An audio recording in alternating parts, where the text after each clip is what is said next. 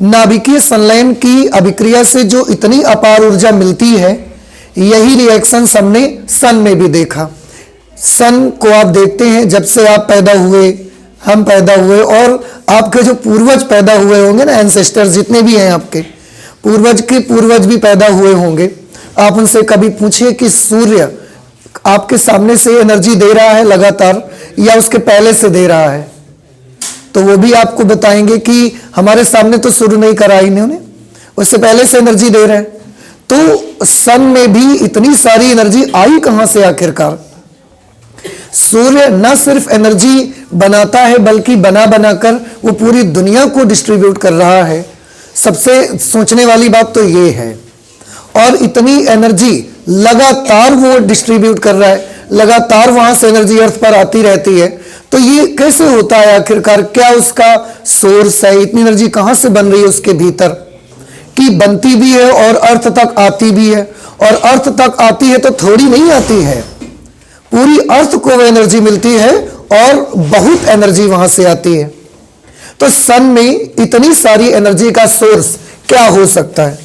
लगातार साइंटिस्ट का ये उत्सुकता रही है कि सूर्य में आखिरकार इसके पास इतनी एनर्जी कहां से है, कैसे बन रही है वो ऊर्जा? क्या बन रही है या वो इकट्ठा लेके आया और वो लगातार दे रहा है? और लगातार दे रहा है तो खत्म क्यों नहीं हो रही है इसकी एनर्जी? ये बहुत सारे क्वेश्चंस उनके मन में लगातार उमड़ते रहते हैं। और इसी इंथुसियाज्म ने, इसी गर्नेस ने एक आर्टिकल बनाया यहां पर, इसका नाम है solar energy and it's source, सौर ऊर्जा और इसका स्रोत।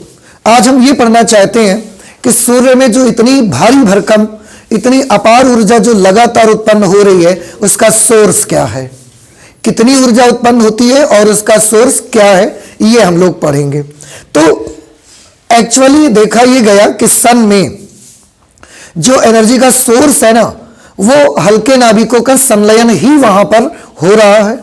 और हल्के नाभिकों के संलयन जब होता है तो उससे एक हैवी न्यूक्लियस बनता है, और हैवी न्यूक्लियस जब बनता है तो बहुत सारी एनर्जी उसके साथ निकलती है, क्योंकि न्यूक्लियर फ्यूजन हो रहा है। और न्यूक्लियर फ्यूजन में आपने पढ़ा है कि बहुत अपार ऊर्जा मिलती है। तो सन में भी यही अभिक्रियाएं होती हैं, हल्के नाभिकों का संलयन होता है, उससे एक हैवी न्यूक्लियस बनता है। इस प्रोसेस में साथ में बहुत सारी एनर्जी भी निकलती है। लेकिन जब ये स्टोरी स्टार्ट हुई, शुरुआत हुई, तो हम फिर से शुरू से बात करते हैं कि सूर्य से लगातार हमको क्या मिलता है? आंसर है, सूर्य से लगातार एनर्जी के रूप में हमको हीट और लाइट, दो चीजें मिल रही हैं। ऊष्मा भी मिलती है और प्रकाश भी मिलता है।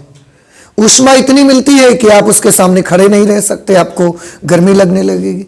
गर्मी के मौसम में तो आप अंदर भी नहीं रह सकते, इतनी गर्मी लगती है। इतनी हीट आती है कि शरीर में जलन हो जाती है, पेड़ जल जाते हैं, कभी कभी पौधे छोटे छोटे होते हैं तो इतनी ज्यादा हीट आती है। जमीन इतनी गर्म हो जाती है कि आपका बेयरफुट चलना भी मुश्किल हो जाएगा, वहां पर बिना स्लीपर्स के, शूज के आप चल नहीं पाएंगे, इतनी हीट आती है। लाइट इतनी आती है, इतनी लाइट तो आप लाखों करोड़ों बल्ब जला के क्रिएट नहीं कर सकते हैं। अरबों भी आप बल्ब जला दो ना, इतनी लाइट क्रिएट नहीं कर सकते जितनी लाइट आती है। मतलब वहां से जो कुछ आता है कसम से बहुत भयंकर आता है, हीट भी बहुत ज्यादा आती है और लाइट भी बहुत ज्यादा आती है। अब इतनी एनर्जी वहां से आना, समय समय पर बहुत सारे वैज्ञानिकों ने अपनी अपनी बातें बताते रहे कि ये इस वजह से हो रहा होगा, ऐसा हो रहा होगा। पहले ये सोचा जाता था कि वहां इतनी जो एनर्जी आ रही है ना, जो एनर्जी हम देखते हैं कि अर्थ पर इतनी एनर्जी लगातार आ रही है, वो एनर्जी के बारे में सोचा जाता था हो सकता है कोई केमिकल रिएक्शन वहां पर होता होगा, केमिकल रिएक्शन, रासायनिक अभिक्रिया। लेकिन रासायनिक अभिक्रियाओं के बारे में और जब पढ़ाई हुई और स्टडी हुई तो ये पता चला कि दुनिया में ऐसी तो कोई रासायनिक अभिक्रिया है ही नहीं। हमारे इस नेचर में, हमारे इस वर्ल्ड में, इस यूनिवर्स में ऐसा कोई केमिकल रिएक्शन नहीं है ऐसा जो हो और इतनी ज्यादा एनर्जी दे सके, असंभव। तो केमिकल रिएक्शन नहीं हो रहे सन में फिर तो, क्योंकि अगर केमिकल रिएक्शन हो रहे होते तो उनसे इतनी ऊर्जा नहीं निकल सकती। We don't have any chemical reaction जो कि इतनी एनर्जी दे सके, असंभव ही है ये तो। फिर ये सोचा जाने लगा कि जरूर कोई मटेरियल होगा, वो जलता रहता है क्योंकि आग का गोला ही जैसा दिखता है हमको सन, तो हमने सोचा हो सकता है कोई एक्सटर्नल मटेरियल रहा होगा, और वो एक्सटर्नल मटेरियल जब जलता है तो उसके जलने से इतनी एनर्जी आती है कि ये हमको हीट और लाइट की फॉर्म में मिलती है। लेकिन फिर उसमें भी सवालात खड़े होने लगे कि अगर कोई बाह्य पदार्थ है, कोई एक्सटर्नल मटेरियल है जो कि वहां पर लगातार बर्न किया जा रहा है, उसको जलाया जा रहा है, तो इतने सालों से कैसे ऊर्जा आ रही है? उस मटेरियल को अब तक तो जल जाना चाहिए ना, जल के उसका राख बन जाना चाहिए, खत्म हो जाना चाहिए। तो कोई मटेरियल हमें जो एनर्जी मिल रही है ना सन से, ये ज्योतिष अगर देखें आप, एस्ट्रोलॉजी में आप देखें तो एस्ट्रोलॉजी के अकॉर्डिंग हमको पता चलता है कि सन से अर्थ पर आने वाली ये एनर्जी ऐसा कोई 2, 4, 10 साल, 100 साल, 500 साल से नहीं आ रही है। करोड़ों वर्ष हो गए हैं, करोड़ों, और करोड़ों वर्षों से इसी रेट से एनर्जी अर्थ पर आ रही है। हमारा एस्ट्रोलॉजर्स लोग ये बताते हैं, ज्योतिष विज्ञान ये कहता है कि ये एनर्जी ऐसा नहीं कि कोई 1000-500 साल से आ रही है, 500-1000 वर्षों से आ रही है, ऐसा नहीं है। करोड़ों अरबों वर्ष हो गए हैं और सन से लगातार ऐसी एनर्जी निकल रही है। तो अगर करोड़ों हजारों वर्ष, करोड़ों वर्ष हो गए हैं और लगातार एनर्जी निकल रही है, तो कोई बाह्य पदार्थ भी, बाह्य पदार्थ का उपस्थित होना और उसका जलना यह असंभव है। फिर तो यह भी नहीं हो सकता। यह भी स्टोरी खत्म हो गई कि यह भी नहीं हो सकता, नहीं मान सकते भाई, ठीक है। और आगे सोचा ये गया कि हो सकता है, तो फिर ऐसा तो नहीं है, जब हमने विखंडन पढ़ा, सनलाइन पढ़ा, तो विखंडन के बारे में भी दिमाग में आने लगा कि ऐसा तो नहीं है कि वहां पर विखंडन हो रहा हो, नाभिकों का विखंडन हो रहा हो, और नाभिकों का विखंडन होके ये एनर्जी मिल रही है हमको। लेकिन उसके बाद फिर ये मतलब बात आ गई कि अगर विखंडन हो रहा होता, अगर विखंडन होता, तो विखंडन होने के लिए क्या चाहिए आपको? We need heavy nuclei like uranium, plutonium, thorium, इस तरीके के न्यूक्लियस हमको चाहिए विखंडन के लिए, फिजन के लिए। पर सन का टेम्परेचर इतना ज्यादा है कि वहां पर ये वाले एलिमेंट हैं ही नहीं, इतने हैवी न्यूक्लियस वहां पर मौजूद ही नहीं है कि वहां पर यूरेनियम 235, 238, प्लूटोनियम 239, इतने हैवी न्यूक्लियस वहां पर हो, यह भी संभव नहीं है। तो विखंडन हो रहा होगा और उससे एनर्जी, हम मानते हैं कि विखंडन से ऊर्जा मिलती है, बहुत विशाल ऊर्जा मिलती है, लेकिन क्योंकि इतना टेम्परेचर वहां का हाई है कि विखंडन होने के लिए हमको हैवी न्यूक्लियस चाहिए, और वो हैवी न्यूक्लियस इतने बड़े टेम्परेचर पे, इतने हाई टेम्परेचर पर एग्जिस्ट नहीं कर सकते, रह ही नहीं सकते। समझ रहे हैं? वो पहले ही पिघल जाएंगे, पहले ही टूट जाएंगे इतने ज्यादा एनर्जी से। तो इसलिए ये हैवी न्यूक्लियस तो वहां होंगे ही नहीं। अगर हैवी न्यूक्लियस नहीं है तो विखंडन का काम खत्म हो गया, अगर हैवी न्यूक्लियस नहीं है तो ये भी स्टोरी खत्म हो गई। समझ रहे हैं? पहले क्या सोचा जाता था कि कहां से ऊर्जा आ रही है, क्या बताया मैंने आपको कि कोई केमिकल रिएक्शन होता होगा, बट उसके बाद क्या है कि केमिकल रिएक्शन इतनी एनर्जी दे नहीं सकता कोई भी। फिर यह हुआ कि कोई बाह्य पदार्थ होगा जो जल रहा होगा, उससे एनर्जी आ रही होगी। फिर यह आया कि अगर बाह्य पदार्थ जलता तो वो हमको इतने करोड़ों वर्षों से कैसे एनर्जी दे रहा है, वो तो 1500 साल जलता, खत्म हो जाता, जल के राख बन जाती है उसकी, उसके बाद तो सन में एनर्जी खत्म हो जानी चाहिए, पर ऐसा नहीं है। फिर उसके बाद क्या सोचा गया कि विखंडन तो नहीं हो रहा है कहीं, विखंडन से भी बड़ी ऊर्जा मिलती है, हमने पढ़ा है। लेकिन विखंडन के लिए चाहिए क्या? विखंडन के लिए हमको हैवी न्यूक्लियस चाहिए, और सन का टेम्परेचर तो इतना ज्यादा है कि हैवी न्यूक्लियस वहां एग्जिस्ट कर ही नहीं सकते। ये भी स्टोरी खत्म हो गई। तो एनर्जी क्या है, क्यों आखिरकार इतनी एनर्जी मिल रही है? तो हम लोग फिर उस समय तक सनलाइन भी पढ़ रहे थे, न्यूक्लियर का फ्यूजन भी पढ़ा जा रहा था, तो मन में ये आने लगा कि न्यूक्लियर फ्यूजन में भी बहुत एनर्जी मिलती है। तो ऐसा तो नहीं कि वहां पर न्यूक्लियर फ्यूजन हो रहा हो, नाभिकों का संलयन हो रहा हो, हल्के हल्के नाभिकों का, और उसकी वजह से ऊर्जा मिल रही हो। इस पर वर्क होने लगे, इस पर वर्क हुआ, आगे कहानी बढ़ी, हमारी स्टडी बढ़ते गई आगे धीरे धीरे, और फाइनली हमको हर बात का प्रमाण भी यही मिला कि सन में वाकई में क्या हो रहा होगा, नाभिकीय संलयन। देखो, सन में जाके तो देखना पॉसिबल नहीं है। सन के पास हम जाएंगे, उसमें फिर उतरेंगे उस पर और खड़े होकर फिर उसको चेकअप करेंगे उसका कि यहाँ पर क्या चल रहा है, कैसे एनर्जी बन रही है। It is not possible. क्यों? आप जमीन पर रहकर, जो कि कितने किलोमीटर डिस्टेंस पर हैं सन से, हम यहां से रहकर उसकी तरफ देखना मुश्किल है यार। तो वहां पहुंचना तो जल जाएगा आदमी, इतनी दूर से जल जाता है गर्मियों में, तो वहां जा तो नहीं सकते, तो असंभव है। पर हम सोच सकते हैं, कल्पना कर सकते हैं, दिस इज अवर इमेजिनेशन। और जो एविडेंसेस भी मिलते हैं हमको, वो इसी बात के मिलते हैं कि वहां पर नाभिकों का, हल्के हल्के नाभिकों का क्या होगा, संलयन ही हो रहा है। तो ये सब बातों का निचोड़ फाइनली हमको एक मिला कि वहां पर ऐसा कुछ नहीं हो रहा है। सन में लगातार जो हल्के हल्के न्यूक्लियाई हैं, जो लाइट न्यूक्लियस हैं, उनका लगातार फ्यूजन होता रहता है और उस फ्यूजन से इतनी अपार ऊर्जा हमको मिलती रहती है और वो अपार ऊर्जा अर्थ पर आती है और आपको दिखती है। तो आज यही हमारा आर्टिकल है कि सन में एनर्जी कितनी है और इसका सोर्स क्या है। तो अभी हमने आपको बताया कि वहां पर ऊर्जा का मेन सोर्स क्या है, नाभिकों का संलयन। पहले हम इसको बारे में देख लेते हैं कि सन में जो देखा जाता है उसके मुताबिक क्या बताई गई बातें, क्या हमको लगता है सामने, इसको देख लेते हैं हम। मैंने कुछ लिखा हुआ है, मैं पढ़ देता हूं, क्योंकि पूरी की पूरी थ्योरी लिखनी थी इस पे, और अगर मैं आपके सामने रहकर लिखता तो हो सकता है मैं कम समय में इसको कंप्लीट भी नहीं कर पाता, इसलिए मैंने पहले ही लिख के रखा है ताकि आपका समय भी बचे और जल्दी से आर्टिकल हमारा कंप्लीट हो जाए। Solar energy and it's source, सौर ऊर्जा और इसका स्रोत। वास्तव में सूर्य की अपार ऊर्जा का स्रोत हल्के नाभिकों का संलयन है। तो रियल में अगर सौर ऊर्जा का सोर्स देखने जाओगे तो क्या मिलेगा, रियल में सौर ऊर्जा की अपार ऊर्जा का स्रोत क्या है, हल्के नाभिकों का संलयन है। ठीक है, सूर्य के द्रव्यमान का लगभग 90% पार्ट, सूर्य का जितना भारी मास है, उसका जितना उसका साइज है, उस साइज का करीब करीब 90% पार्ट जो है वो हाइड्रोजन और हीलियम से ही बना हुआ है। हल्के न्यूक्लियस है, वहां पर कोई हैवी न्यूक्लियस मौजूद नहीं है। 90% पार्ट में हाइड्रोजन और हीलियम ही है। अब बचा 10% का पार्ट, तो 10% में कौन है, तो 10% में भी कोई हैवी न्यूक्लियस नहीं है वहां, क्योंकि हैवी न्यूक्लियस एग्जिस्ट कर ही नहीं सकता बेटा।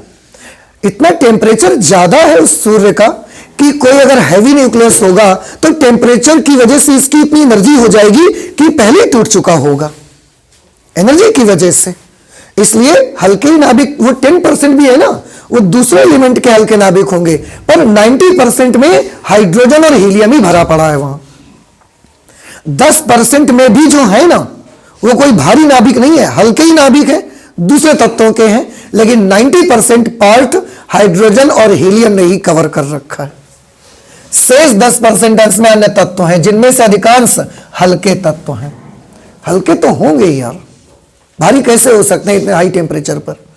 सूर्य के बाह्य पृष्ठ का अनुमानित ताप, सन का जो आउटर सरफेस है, बाहरी सरफेस जो है, उसका एक टेम्परेचर हमने कैलकुलेशन किया। बहुत सारे तरीके हैं हमारे पास, उसको हम स्टीफन का रूल है, E is directly proportional to T to the power 4। तो जितनी एनर्जी हमारे पास आती है, हम उससे उसका टेम्परेचर मेजर कर सकते हैं। हमारे पास ऐसे थर्मामीटर है, ऐसी डिवाइस है, जैसे आपकी बॉडी का टेम्परेचर मेजर करना होता है, तो आप क्या करते हैं, व्हाट डू यू डू, आप करते ये हैं कि एक थर्मामीटर लेते हैं और उस थर्मामीटर को बॉडी के कांटेक्ट में हम लोग लाते हैं, और उसके बाद वो हमारा टेम्परेचर बताता है दैट कि आपका टेम्परेचर इतना है, फीवर है या नॉर्मल टेम्परेचर है। लेकिन हमारे पास ऐसे ऐसे भी थर्मामीटर्स हैं, ऐसे ऐसे भी हमारे पास डिवाइसेस हैं जो हम टेम्परेचर मेजर कर लेंगे, पर हम बॉडी के कांटेक्ट में नहीं लाएंगे। ऐसे थर्मामीटर्स को फिर हम थर्मामीटर नहीं बोलते, ऐसे थर्मामीटर्स को हम बोलते हैं पायरोमीटर। इतना हाई टेम्परेचर मेजर करने के लिए यूज करते हैं, जैसे सन का टेम्परेचर है, टच नहीं कर सकते, थर्मामीटर लगा नहीं सकते उस पर हम लोग, तो दूर से हम डिवाइस लगाएंगे, उससे जो एनर्जी आएगी उस एनर्जी से कैलकुलेशन करके टेम्परेचर हम उसका मेजर कर लेंगे। तो हमने मेजर किया, and we found that the temperature of outer surface of the sun is approximately 6900 kelvin.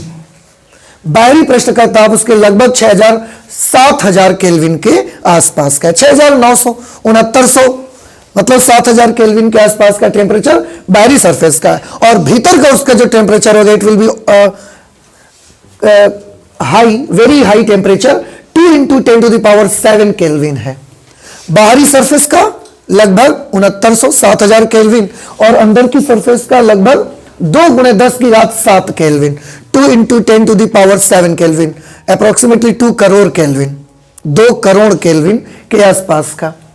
अब इतना हाई टेम्परेचर है तो इतने ऊंचे ताप पर सूर्य में उपस्थित सभी तत्वों के परमाणुओं से बाहरी इलेक्ट्रॉन निकल जाते हैं।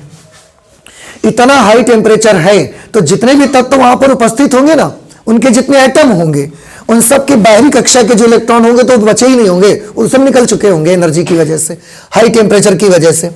अतः वे तत्व नाभिकीय अवस्था में होते हैं। अब आप सोचिए, जितने भी एलिमेंट है सबके इलेक्ट्रॉन निकल के बाहर हो गए, चले गए, अब बचा खाली का न्यूक्लियस। न्यूक्लियस तो बचा। तो जितने भी एलिमेंट वहां पर मौजूद हैं सन में, वो सब कौन से स्टेट में हैं? आंसर है सारे के सारे केवल न्यूक्लियस स्टेट में मौजूद है। वहां पर कोई आइटम साबित बचा ही नहीं है, साबुत तो है नहीं कि उसका इलेक्ट्रॉन निकला ना हो, इतना हाई टेम्परेचर है। नाभिकीय अवस्था में होते हैं। इन नाभिकों का वेग इतना अधिक होता है। क्यों वेग अधिक होगा? Due to temperature, high temperature की वजह से। आपने लास्ट क्लास में फॉर्मूला पढ़ा है, E is equal to 3/2 kT। Temperature जितना ज्यादा होगा, पार्टिकल्स की एनर्जी उतनी ही ज्यादा होगी, और एनर्जी जितनी ज्यादा होगी उसका वेलोसिटी भी तो उतनी ज्यादा होगी। एनर्जी का फॉर्मूला 12mv² भी होता है, तो उतनी ज्यादा उसका वेग होगा। इन नाभिकों का वेग इतना ज्यादा होता है। कौन से नाभिक? जिन परमाणुओं से इलेक्ट्रॉन निकल गए, न्यूक्लियस स्टेट में बचे। अब वो न्यूक्लियस का वेग इतना ज्यादा होता है, अधिक होता है कि इनके टकराने से इनका संलयन स्वतः ही होता रहता है। मतलब इतनी हाई स्पीड में ये लोग आते हैं, चलते हैं, और इतनी जोर से टकराते हैं, इतनी जोर से टकराते हैं कि एक दूसरे में इनका संलयन हो जाता है। अपने आप ही, उसके लिए हमको कुछ नहीं करना पड़ता, तो इनका संलयन होता रहता है तथा अपार ऊर्जा उत्पन्न होती रहती है। यह सन के बारे में बताया गया आपको।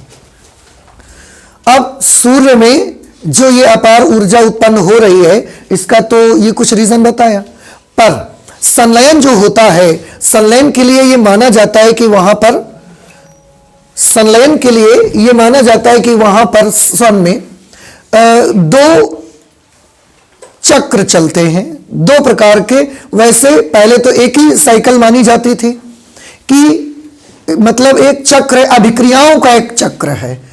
चक्र का मतलब कोई ऐसा चक्र नहीं चल रहा है, कोई पहिया नहीं चल रहा है। चक्र का मतलब अभिक्रियाओं का एक साइकिल उसमें बना हुआ है। अभिक्रिया होती है, फिर वापस से होती है, फिर वापस से होती है, तो ये अभिक्रियाएं लगातार उसमें होती रहती हैं, और इन अभिक्रियाओं के होते रहने की वजह से ही वहां पर एनर्जी बन रही है। तो सन में जो ये अपार ऊर्जा मिलती है, इसके लिए ऐसा माना जाता है, ऐसा माना जाता है, वहां पर 2 चक्र माने जाते हैं रिएक्शंस के, कि नाभिकीय संलयन अभिक्रियाओं की 2 साइकिल्स वहां पर होती हैं, और उन साइकिल की वजह से ही इतना सारा एनर्जी हमको मिलती है। मतलब 2 प्रकार के अभिक्रियाओं का ग्रुप वहां पर माना जाता है कि इस प्रकार की रिएक्शंस भी वहां पर होती रहती हैं, इनसे भी बहुत ऊर्जा मिलती है, और इस प्रकार की रिएक्शन भी होती रहती है, इसकी वजह से भी बहुत ऊर्जा मिलती है। उसका हमने नाम रख दिया, एक ये साइकिल है और एक ये साइकिल। और साइकिल क्यों? क्योंकि ऐसा नहीं रिएक्शन एक बार हो जाएगी बस उसका काम खत्म, नहीं। रिएक्शन एक बार होगी, एनर्जी निकलेगी, फिर दोबारा होगी, एनर्जी निकलेगी, फिर दोबारा होगी, एनर्जी निकलेगी, और ये करोड़ों वर्षों से चल रहा है वहां पर। इसलिए हमने उसका नाम रख दिया साइकिल, चक्र। तो वहां पर जिस चक्र की संभावना मानी जाती है, एक चक्र तो ये माना जाता है, लेकिन मैं बार बार आपसे कह दूं, वहां पर कोई गया नहीं है, तो हमने वहां नजदीक से इसको देखा नहीं है, पर हम मानते हैं ऐसा होगा वहां पर। तो एक जो साइकिल है, सबसे पहले कार्बन साइकिल मानी जाती है, इसका नाम रखा गया कार्बन साइकिल। क्यों कार्बन साइकिल नाम रखा गया? क्योंकि ये जो चक्र होता है, इसमें कार्बन एज ए कैटलिस्ट काम करता है। कैटलिस्ट समझते हैं आप? उत्प्रेरक की तरह काम करता है, ठीक है ना? तो इसीलिए हमने इसका नाम ही रख दिया कार्बन साइकिल, ठीक है ना? अच्छा, क्या होता है इसमें? तो थोड़ा सा पढ़ते हैं, सब चीज क्लियर हो जाएगी अभी आपको। ये इस साइकिल के बारे में बताया था कि ये वाला चक्र सूर्य में चल रहा है और इसकी वजह से एनर्जी मिलती है। अमेरिका के एक वैज्ञानिक थे, वैज्ञानिक बैथे उनका नाम था। क्या नाम था? बैठे नहीं, बैथे, ठीक है? तो सन 1939 नहीं, मुझे लगा आप लोग बैठे गए रहे, बैठे कह रहे थे कि बैठे कह रहे थे? अच्छा, बैठे कह रहे थे।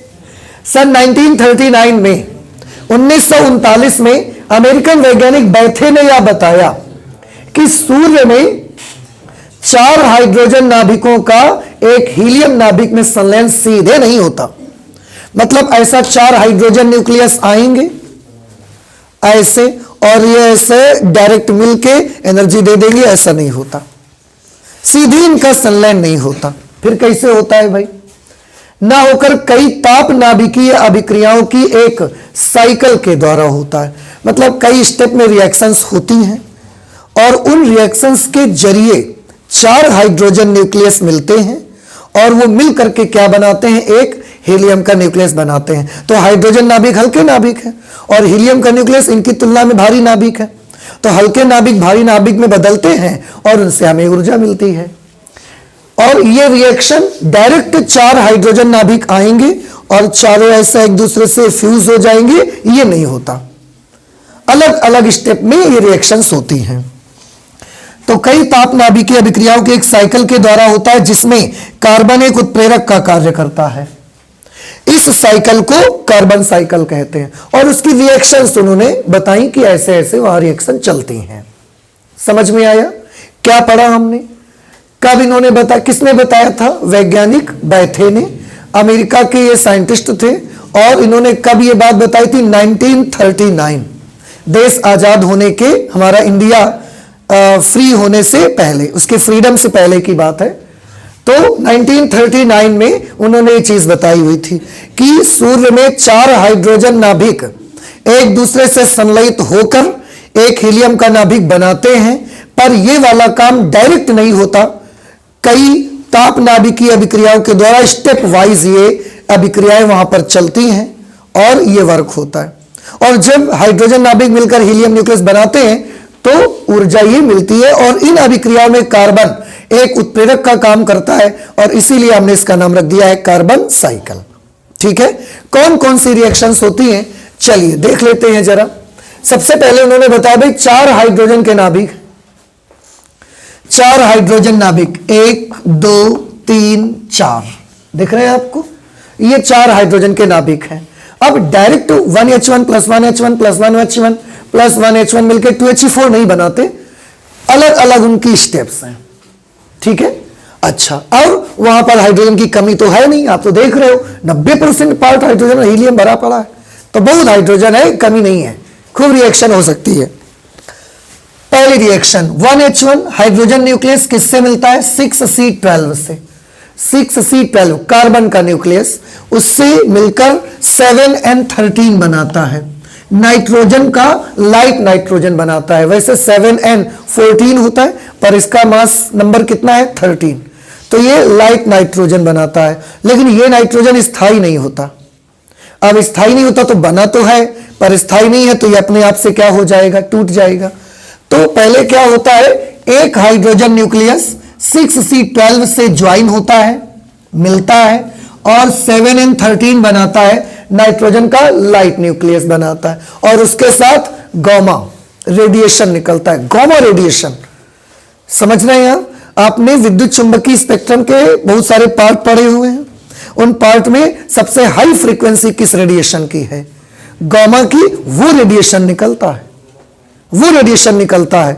हमको कौन सा दिखता है? विजिबल। तो विजिबल की फ्रीक्वेंसी गामा से बहुत कम है, लेकिन वहां विजिबल नहीं निकलता, गामा रेडिएशन के रूप में एनर्जी निकलती है। तो हमने जहां पर भी गामा लिखा होगा, you should understand that this is energy, form of energy.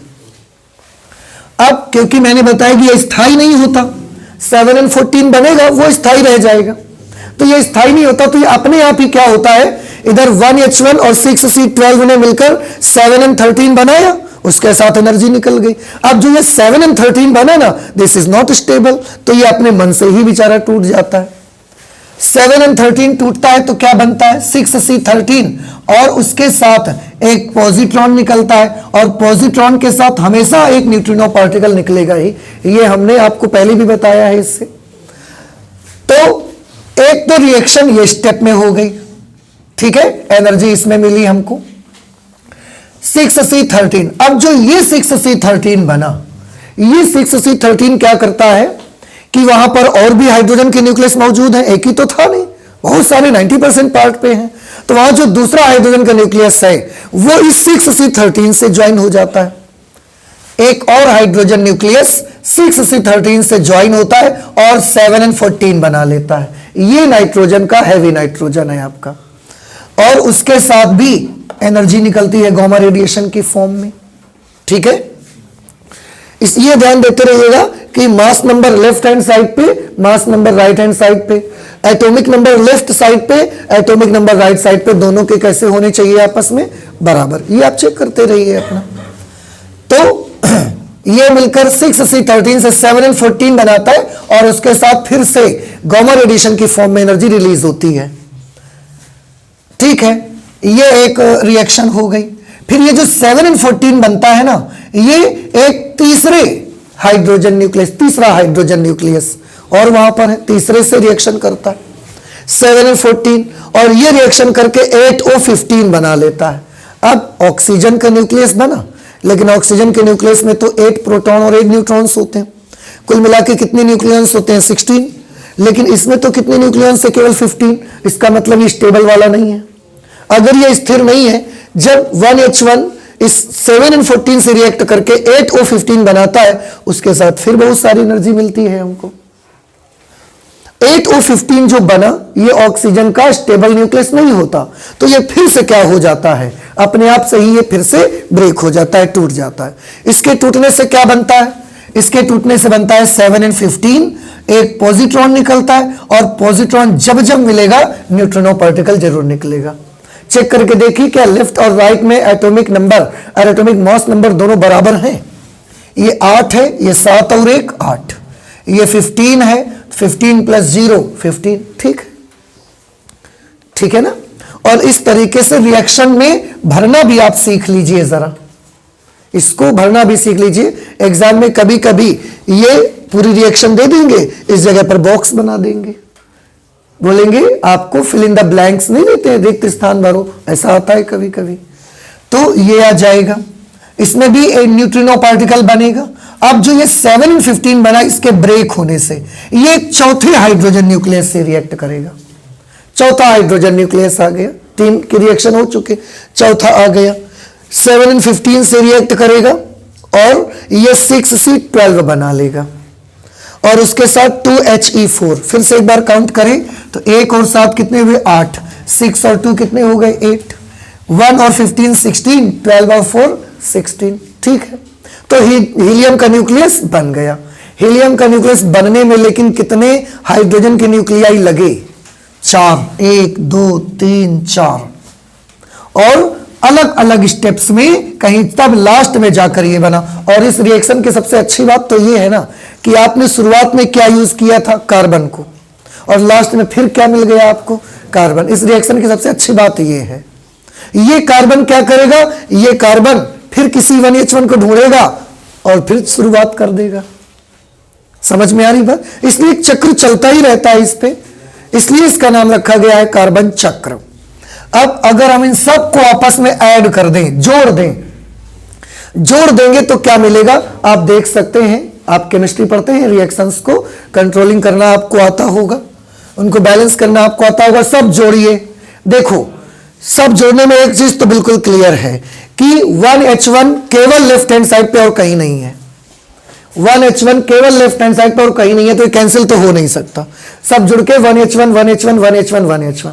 और आप चेक कर लीजिए, लेफ्ट हैंड साइड का 8O15 इसके 8O15 से कैंसिल हो जाएगा, इसका 7N15 7N15 से कैंसिल हो जाएगा, 7N14 7N14 से कैंसिल हो जाएगा, 6C13 6C13 से कैंसिल हो जाएगा, 7N13 7N13 से कैंसिल हो जाएगा। अब तो आप समझ गए कि लेफ्ट हैंड साइड में अगर बचा तो खाली का बचा, केवल 4 1H1 ही बचे हुए हैं, आप देख सकते हैं। अब राइट हैंड साइड की बात करिए, क्या बचा राइट हैंड साइड में भी, हाँ ये 6C12 इस 6C12 से भी कैंसिल हो गया, ठीक है ना। अब राइट हैंड साइड पे क्या बचता है वो चेक कर लीजिए। तो राइट हैंड साइड पे तो ये हीलियम बचा है, ये तो कैंसिल हुआ नहीं, तो ये हीलियम देखो हमने यहां नोट कर दिया। 2 पॉजिट्रॉन बचे हुए हैं, वाकई में देखो एक पॉजिट्रॉन यहां बचा हुआ है और एक पॉजिट्रॉन ये है, दोनों राइट साइड पे दो पॉजिट्रॉन आ गए। दो न्यूट्रिनो पार्टिकल भी बचे हुए हैं, दो न्यूट्रिनो पार्टिकल हो गए और ये गामा एनर्जी, गामा रेडिएशन के फॉर्म में क्या बची? एनर्जी। आप सोचोगे 3 गामा बचा, तो गामा क्या चीज है? एनर्जी। एनर्जी प्लस एनर्जी बराबर एनर्जी, एनर्जी बची हुई है। हाँ, ये ज्यादा हो गई होगी सारी मिलकर के। तो एक चक्र जब होता है कार्बन साइकिल का, एक साइकिल जब होती है तो इतना सब कुछ आ जाता है। अब बताएं, ये रिएक्शन का पार्ट समझ में आया आपको? थोड़ा सा प्रैक्टिस आपको करनी पड़ेगी कि कब क्या बनेगा, 4 हाइड्रोजन न्यूक्लियाई कैसे जुड़कर हीलियम बनाएंगे। ठीक है ना? तो थोड़ा सा घर में लिख लिख कर इसकी प्रैक्टिस करिए, आपको आ जाएगा। ये हमने रिएक्शन का रिजल्ट निकाल लिया कि 4 हाइड्रोजन नाभिक मिलकर एक हीलियम का न्यूक्लियस बनाते हैं। उसके साथ साथ और क्या बनता है? आंसर है 2 पॉजिट्रॉन मिलते हैं हमको, 2 न्यूट्रिनो पार्टिकल मिलते हैं और बहुत सारी एनर्जी मुक्त होती है। अब उसके बारे में लिखा गया कि जो रिएक्शन आपने देखा इसमें क्या निचोड़ मिलता है, इसका क्या रिजल्ट हमको मिलता है। तो हमने पाया कि इस प्रकार एक पूरी कार्बन साइकिल में, अगर ये पूरी कार्बन साइकिल को देखा जाए तो 4 हाइड्रोजन नाभिक संलयित होकर हीलियम नाभिक का निर्माण करते हैं, देख रहे हैं। तथा इसके साथ 2 पॉजिट्रॉन व 24.7 मिलियन इलेक्ट्रॉन वोल्ट ऊर्जा उत्सर्जित होती है। तो ये जो एनर्जी है वो किसके बराबर है? ये energy 24.7 million electron volt energy मिलती है। समझ रहे हैं हम? और उसके बाद क्या होता है? ये जो 2 पॉजिट्रॉन है ना, 2 पॉजिट्रॉन, पॉजिट्रॉन क्या होता है? इलेक्ट्रॉन का एंटी पार्टिकल है, ये विपरीत कण होता है। इलेक्ट्रॉन और पॉजिट्रॉन का चार्ज सेम है, पर इलेक्ट्रॉन पर नेगेटिव है तो पॉजिट्रॉन पर पॉजिटिव चार्ज है, ये फर्क है। तो ये जो 2 पॉजिट्रॉन इस रिएक्शन में साइकिल में बने हैं ना, अब वहां पर बहुत सारे इलेक्ट्रॉन भी तो मौजूद हैं, क्योंकि परमाणुओं से इलेक्ट्रॉन छिटक के बाहर हो गए, तो इलेक्ट्रॉन भी बहुत सारे हैं। 24.7 MeV ऊर्जा तो ये मिल ही रही है। ये जो 2 पॉजिट्रॉन बने ना, ये 2 पॉजिट्रॉन वहीं पर उपस्थित 2 अलग अलग 2 पॉजिट्रॉन 2 न्यूट्रॉन 2 इलेक्ट्रॉनों से मिलकर इनका भी विनाश हो जाता है, डिस्ट्रॉय हो जाते हैं, जिनको आपने फर्स्ट लेसन में पढ़ा था, युग्म विनाश के नाम से पढ़ा था, पेयर एनिहिलेशन उसको कहा गया था। तो ये 2 जो पॉजिट्रॉन बने हैं, पॉजिटिव चार्ज पार्टिकल हैं, ये 2 इलेक्ट्रॉन ढूंढते हैं और उनसे मिल जाते हैं, और ये इसका विनाश कर देता है, डिस्ट्रॉय हो जाता है, ये इसका विनाश कर देता है, डिस्ट्रॉय हो जाता है। जब ये विनाशित होते हैं तो क्योंकि इलेक्ट्रॉन और पॉजिट्रॉन ये भी तो मटेरियल पार्टिकल हैं, पदार्थ अगर नष्ट होगा तो पदार्थ नष्ट ऐसे नहीं हो सकता, कुछ ऊर्जा मिलेगी, उसकी भी ऊर्जा मिलती है। और ये दोनों जब नष्ट होते हैं तो ये 2 नष्ट होने से 2 मिलियन इलेक्ट्रॉन वोल्ट ऊर्जा और मिलती है हमको। तो 24.7 मिलियन इलेक्ट्रॉन वोल्ट तो ये हो गई, और 2 इनकी वजह से और मिल जाएगी। तो टोटल साइकिल में कितनी एनर्जी मिलती है आपको? 26.7 मिलियन इलेक्ट्रॉन वोल्ट। देखो, दोनों उत्सर्जित पॉजिट्रॉन भी 2 इलेक्ट्रॉनों से विनाशित होकर लगभग 2 मिलियन इलेक्ट्रॉन वोल्ट ऊर्जा उत्सर्जित कर देते हैं। तो 2 मिलियन इलेक्ट्रॉन वोल्ट इनसे मिल जाती है, 24.7 वो निकल ही रही है। तो टोटल इस चक्र में कितनी ऊर्जा मिलती है आपको? इस प्रकार एक कार्बन साइकिल में कुल 26.7 मिलियन इलेक्ट्रॉन वोल्ट एनर्जी हमको मिलती है, उत्पन्न होती है। समझ में आया? तो ये बताया किसने था? अमेरिकन वैज्ञानिक बैथे ने ये भी बात बताई कि वहां पर ये वाली अभिक्रियाएं हो रही हैं और उनकी वजह से एक साइकिल होती है और उसमें 26.7 मिलियन इलेक्ट्रॉन वोल्ट ऊर्जा हमको मिल जाती है। समझ में आया? ठीक है। इसके बाद एक्चुअली इसमें यह हुआ कि सूर्य में ये तो एक साइकिल मतलब वहां पर चल ही रहा था, अमेरिकन वैज्ञानिक बैथे ने बताया। उसके बाद सूर्य में ये जो साइकिल है, इसके अलावा एक और साइकिल की संभावना, ऐसा माना जाता है कि उसकी पॉसिबिलिटी ज्यादा है कि वो वाला चक्र जो है वो ज्यादा मतलब वहां पर हो रहा होता है। तो 2 चक्र चलते, 2 चक्र वहां पर होते हैं। एक चक्र अभी आपने पढ़ा जिसको कार्बन साइकिल बोलते हैं, और एक दूसरे चक्र की संभावना भी वहां पर मानी जाती है। मैं फिर से वही कहूंगा, देखा नहीं है पर हम ये सब वहां पर मानते हैं, पॉसिबिलिटी है कि ऐसा भी वहां पर होता होगा। तो एक साइकिल और वहां मानी जाती है और वो है प्रोटॉन प्रोटॉन साइकिल। और ऐसा माना जाता है कि सूर्य में इस वाले कार्बन साइकिल की तुलना में प्रोटॉन प्रोटॉन साइकिल की संभावना ज्यादा है। प्रोटॉन प्रोटॉन की संभावना ज्यादा है। क्या होता है इसमें? जो नए नाभिकीय आंकड़े हैं हमारे, अब लगातार रिसर्चेस हो रहे हैं, तो हम लोग नई नई चीजों से वाकिफ होते जा रहे हैं लगातार न्यूक्लियर एनर्जी में। भाई जैसे जैसे हमारी स्टडी आगे बढ़ रही है, समय आगे बढ़ रहा है, स्टडी बढ़ रही है, स्टडी बढ़ने के साथ साथ हम नई नई चीजें भी जानते जा रहे हैं, नॉलेज मिलता जा रहा है। तो जो नाभिकीय ऊर्जा से संबंधित हमारे जो नए आंकड़े हैं, उनके आधार पर हम देखते हैं कि अब यह विश्वास किया जाता है कि सूर्य में कार्बन साइकिल की अपेक्षा एक अन्य साइकिल की भी संभावना सबसे ज्यादा है।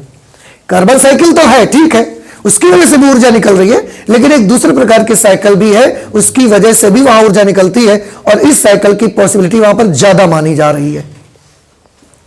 अन्य साइकिल की संभावना अधिक है। और इसे कौन सा साइकिल बोलते हैं? प्रोटॉन प्रोटॉन साइकिल कहते हैं इसको। इस साइकिल में भी कई अभिक्रियाओं के द्वारा हाइड्रोजन के नाभिक संलयित होकर हीलियम के नाभिक का निर्माण करते हैं। ये प्रोटॉन प्रोटॉन साइकिल में भी क्या होता है? हाइड्रोजन के नाभिक मिलते हैं और हीलियम नाभिक का निर्माण करते हैं। रिजल्ट जो कार्बन साइकिल का है वही रिजल्ट प्रोटॉन प्रोटॉन साइकिल का। रिजल्ट अलग अलग नहीं है, पर ऐसा माना जाता है, जो हमारे नए न्यूक्लियर डाटा जो हम देखते हैं एनर्जी से रिलेटेड, हमारा जो नॉलेज है उसके आधार पर ऐसा विश्वास किया जाता है कि कार्बन साइकिल की अपेक्षा प्रोटॉन प्रोटॉन साइकिल सूर्य में ज्यादा होती है। समझ रहे हैं? तो उसकी वजह से ऊर्जा ज्यादा मिलती है, लेकिन दोनों का रिजल्ट आप देखोगे तो सेम आपको मिलेगा। अभिक्रियाएं अलग अलग है, लेकिन रिजल्ट सेम मिलेगा। क्या अभिक्रियाएं हैं इसमें? ये वही अभिक्रियाएं हैं जो नाभिकीय संलयन में पढ़ते समय हमने एग्जाम्पल आपको दिया था। नाभिकीय संलयन जब आपने पढ़ा, न्यूक्लियर फ्यूजन, उस वक्त जो एग्जाम्पल हमने दिए थे वही रिएक्शंस यहां पर हैं। पहले दो हाइड्रोजन न्यूक्लियाई मिलते हैं और एक हैवी हाइड्रोजन का न्यूक्लियस बना देते हैं 1H2, उसके साथ एक पॉजिट्रॉन और एक न्यूट्रिनो पार्टिकल मिलता है। फिर ये जो हैवी हाइड्रोजन है ये फिर एक लाइट न्यूक्लियस से मिलता है हाइड्रोजन के और 2He3 बना देता है, लाइट हीलियम, हल्का हीलियम बनाता है 2He3। उसके साथ बहुत सारी एनर्जी निकलती है, एक और दो कितने बन गए? 3। अब क्या होता है? एक ये 2He3 बना, ऐसा ही ये दो रिएक्शन कहीं और हुई होंगी, एक 2He3 और बना होगा। भाई ऐसा तो है नहीं, वहां सीरियल से तो कोई काम चल नहीं रहा कि लाइन से भाई काम होगा, आपका वहां पर राशन बट रहा है, एक एक लोग आओ, ऐसा तो है नहीं। वहां बहुत सारे हाइड्रोजन है, बहुत सारे हीलियम है, सब लगातार चलता जा रहा है। तो एक ये दो रिएक्शन हुई, उससे एक लाइट हीलियम बना, ऐसी और भी हो रही होंगी रिएक्शन, वहां भी लाइट हीलियम बन रहे होंगे। तो ये लाइट हीलियम, दो लाइट हीलियम मिल जाते हैं और मिल करके एक 2He4 बनाते हैं, उसमें फिर दो हाइड्रोजन के न्यूक्लियस भी फ्री हो जाते हैं। ये रिएक्शन होती है, लेकिन उसके लिए बहुत जरूरी है कि ये दो रिएक्शंस का कितनी बार होना जरूरी है? 2 बार। एक बार होने से एक 2He3 बनेगा, एक और कहीं हो रही होगी वहां भी 2He3 बनेगा, तब ये दो 2He3 मिलकर ये बनाएंगे। समझ रहे ना? इसीलिए हमने यहां लिखा कि समीकरण, अब इसका नेट रिजल्ट क्या मिलेगा वो देखने के लिए मैंने क्या किया, समीकरण 1 और 2 में से प्रत्येक को 2 से गुणा करके फिर तीनों समीकरणों को जोड़ने पर, अब हमने इस इक्वेशन को भी 2 से मल्टीप्लाई किया, इसको भी 2 से मल्टीप्लाई किया, और फिर 2 से मल्टीप्लाई करने के बाद जो कुछ मिला मुझे, मैंने इसमें ऐड कर दिया उसको। ठीक है ना? और ऐसा करने से ये रिजल्ट हासिल हुआ है। आप फिर से करके देख सकते हैं, लेफ्ट हैंड साइड में कितने 1H1 हैं? 2 इस लाइन पे, एक इस लाइन पे, 3, और दोनों में किसका गुणा होगा? 2 का। तो 2 दूना 4 ये हो जाएंगे, 2 एक कम 2 ये हो जाएगा, 4 और 2 6 हो गए 1H1। राइट हैंड साइड में कितने 1H1 है? 2। अब लेफ्ट में 6, 2 उधर, वो 2 इधर आके 6 में से माइनस नहीं हो जाएंगे, तो कितने 1H1 बनेंगे? 4 1H1। ये 4 1H1 आपको दिख रहे हैं। बाकी जितने बहुआ आप देख रहे हो सब एक दूसरे से कैंसिल हो जाएंगे, आप करके देख लेना। ठीक है? जैसे 2 का गुना हमने इसमें किया तो 2 1H2 हो गया, इसमें हुआ तो ये भी तो 2 1H2 हो गया, तो ये 2 1H2 से कैंसिल हो गया। ठीक है ना? इसमें हमने 2 से गुणा किया तो 2 2He3 हो गए। इसमें तो 2 से गुणा किया नहीं, इसमें ऑलरेडी 2 2He3 हैं, तो ये जो 2 2He3 आए हैं वो इन 2 2He3 से कैंसिल हो गए। ठीक है, और तो कुछ कैंसिल नहीं हो सकता, तो सारे 1H1 चारों यहां लिख दिए, और उधर क्या बचा, उधर तो मेन पार्ट 2He4 है, ये लिख दिया हमने। पॉजिट्रॉन के 2 पार्टिकल कहां से आ गए, क्योंकि इसमें 2 का गुणा किया है आपने, तो 2 पॉजिट्रॉन आ गए। न्यूट्रिनो पार्टिकल भी 2 हैं, क्यों, हमको तो नहीं दिख रहे हैं, क्योंकि आपने 2 से गुणा किया, इसलिए 2 ये आ गए। और इसके बाद अब जो कुछ अगर बचा है तो केवल एनर्जी बची हुई है, तो गामा रेडिएशन की फॉर्म में एनर्जी मिलती है, that is very high frequency energy. ठीक है, ये उसका मेन रिजल्ट आपको मिलता है। आप कभी भी इत्मीनान से बैठ के इसको करके देखिए, इसमें 2 का गुणा करिए, इसमें 2 का गुणा करिए, जो रिजल्ट आए उसको 3 में ऐड करिए, फिर सबका देखिए क्या मिलता है, you will get the same result. अब आप देखिए, मैच दिस 2 इक्वेशंस, दोनों समीकरणों को मिलाइए and you will get that the both are same, दोनों में कोई फर्क नहीं है। इसका मतलब है जो कार्बन साइकिल का परिणाम मिलता था, सेम वही परिणाम किसका है, प्रोटॉन प्रोटॉन साइकिल का। लेकिन वैज्ञानिकों के आधुनिक अनुसार, मॉडर्न जो हमारी स्टडी है उसके अनुसार ये माना जाता है कि इसकी तुलना में ये वाले साइकिल की पॉसिबिलिटी वहां पर ज्यादा है। बाकी इसमें 26.7 मिलियन इलेक्ट्रॉन वोल्ट ऊर्जा मिली है, वहां पर भी 26.7 मिलियन इलेक्ट्रॉन वोल्ट ऊर्जा मिलती है, सारा रिजल्ट सेम है, बस पॉसिबिलिटी ऐसी मानी जाती है कि इसका ज्यादा है। स्पष्ट है कि इस साइकिल का नेट परिणाम ठीक वही है जो कार्बन साइकिल का है। समझ आ रहा है आपको? और इसी की वजह से अब सोचो, केवल 4 हाइड्रोजन न्यूक्लियस की हम बात कर रहे हैं अभी तो, और कितने हाइड्रोजन न्यूक्लियस हैं, तो आंसर है सूर्य का जितना पार्ट है 90% पार्ट में यही तो है, और है कौन पर। समझ आ रहा है? तो ये रिएक्शंस लगातार वहां चलते रहते हैं, और इन रिएक्शंस की वजह से ही इतनी अपार ऊर्जा अर्थ पर हमको मिलती रहती है। ये उनका सोर्स है। ठीक है, तो आप इसको नोट कर लीजिए, सन से कितनी एनर्जी आती है इसका एक छोटा सा आंकड़ा है हमारे पास, उसको मैं दिखाता हूं। क्यों, इसको पढ़ लेने से समझ तो खैर आया, पर सन के बारे में उतना हमको यकीन नहीं होता है कि कितनी एनर्जी वहां से मिल रही है।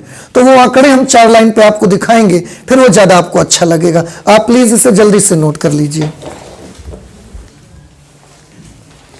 तो सूर्य की जो भी ऊर्जा है, इसका छोटा सा आंकड़ा लेके आए हैं हम, जिसमें लिखा गया है कि सूर्य लगभग 4 × 10⁻26 जूल पर सेकंड की दर से ऊर्जा दे रहा है।